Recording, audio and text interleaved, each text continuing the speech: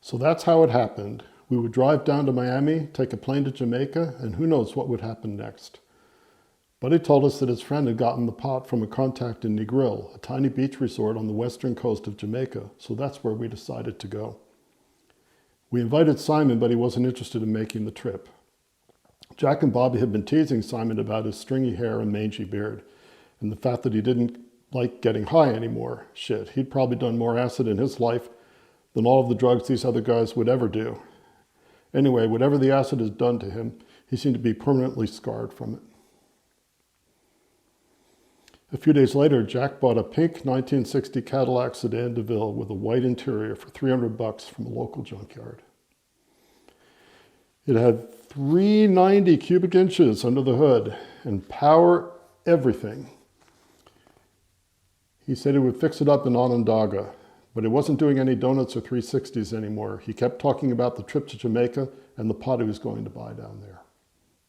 When we get back, I can sell it off, he said one afternoon, as we were sitting in Bobby's room listening to Pink Floyd. Are you crazy, Jack? I said. That's smuggling. Are you out of your mind? I need the money for Annie, he said. How do you plan on getting the pot back here? I asked sarcastically. I'll figure it out, Jack said. You're forgetting one thing, boys, Bobby chimed in. I have a diplomatic passport. Then he gave us a shit-eating grin. At least I can get something out of my old man. Just then, Buddy stuck his head into our doorway and said, "Shorties." Buddy had been playing gigs with some local jazz musicians, and he had discovered a great soul food restaurant just down the street from one of the jazz clubs on the other side of the river in the ghetto. It was called Shorty's Birdland, and it had the most unbelievably hot sweet and sour sauce you ever tasted. They poured the stuff over half a chicken and served it with baked beans and macaroni salad. So off we went to Shorty's. There were about 6 tables in the joint, and a crowd of black people were waiting at the takeout counter. The pungent smell of the hot sauce permeated the room, almost causing me to choke. I always asked for the mild sauce, but even that was hot enough to burn your entire mouth off. Thus, my mouth was always on fire from the moment I bit into my first piece of chicken until a few glasses of ice water later, and a half hour or so after finishing the meal, I could finally feel my tongue again. As we were eating, a broadcast of the Rolling Stones playing Brown Sugar came over the TV on the wall, with Mick Jagger dressed in a pink suit and prancing all over the place. The black guys in Shorty's went wild. "Look at that white boy," they laughed. We even thought it was pretty funny. After we left Shorty's, Jack drove the Cadillac farther into the ghetto, following Buddy's directions. "I think it's up here," Buddy said, as Jack drove onto a dark street that was flanked by 2 rows of old wood-framed houses in rather dilapidated condition. Jack drove by a faded olive green house that looked more like a giant shack than a family residence. "Pull up here," Buddy said. Jack parked the car in front of the house, which had an outside light on in the back on the ground floor. Then we all got out of the car. "It's after 2, so the place should be open," said Buddy, as he led us through the gate and along the side of the house to the rear, where the white light was visible. There was a door there, and we went in and up some stairs to a large room that was filled with black people. B.B. King's The Thrill Is Gone was playing on a stereo, and in one corner, a makeshift bar had been set up, where a woman in her early 30s was serving drinks to order.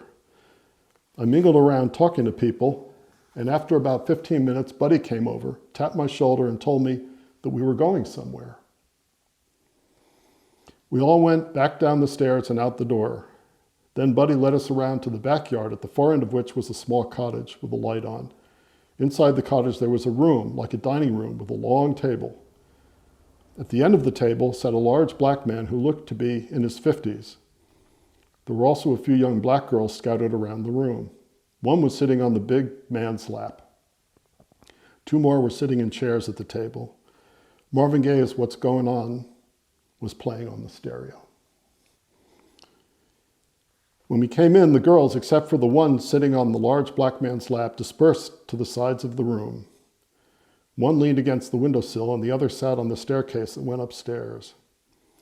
There were a couple of young black men at the table, but they stayed where they were. "Do you want to smoke, or do you want some girls?" said the large black man, whose name was Chester, as he looked us over. We must have seemed like a scruffy bunch even to him. "We'd like to smoke," said Buddy.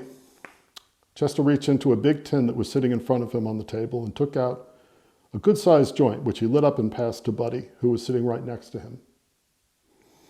Buddy took a toke and passed it along to one of the other men at the table. By this time, Chester had another joint lit, and he passed it to the man sitting to his left, who took a toke and passed it along to Jack. As we smoked and engaged in small talk, the slim, shapely girl who was sitting on Chester's lap pulled herself up and walked coyly around the table, sitting on Buddy's lap, then Jack's, then Bobby's, and then mine. She planted herself on the upper part of my leg, and I put my arm around her waist to steady her. Then I shifted my leg from side to side to settle her in. The girl's buttocks bounced on my leg as I moved it. I felt myself getting excited, and the girl leaned over and said, "I'll see you, baby." Then she twisted herself off my lap and went back to sit with Chester. "You were good boys," Chester said. "You come back here any time." Then he started to laugh.